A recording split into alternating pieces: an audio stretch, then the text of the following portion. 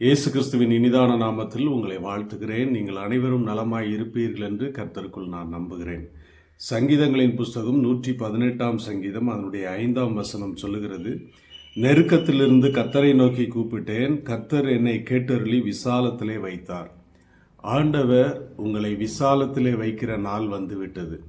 நீங்கள் பல வகைகளில் நெருக்கப்பட்டு கொண்டிருப்பீர்கள்.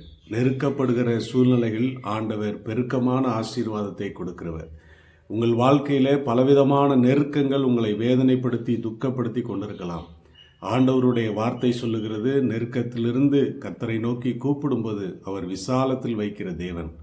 நீங்கள் ஆண்டவரை நோக்கி கூப்பிட்டீர்கள் என்று சொன்னால் உங்களுடைய நெருக்கத்தை கர்த்தர் மாற்றுவார். இஸ்ரவேல் ஜனங்கள் நெருக்கப்படும் போது கர்த்தரை நோக்கி கூப்பிட்டார்கள்.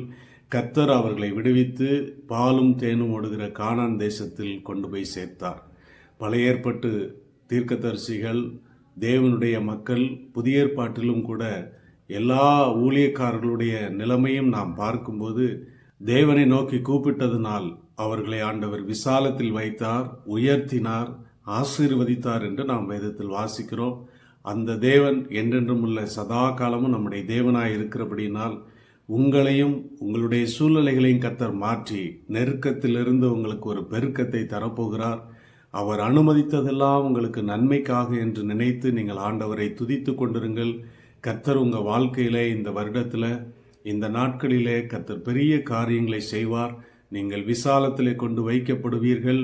ஒரு பெருக்கத்தை நீங்கள் காணப்போகிறீர்கள். கர்த்தர் உங்களை ஆசீர்வதிப்பாராக.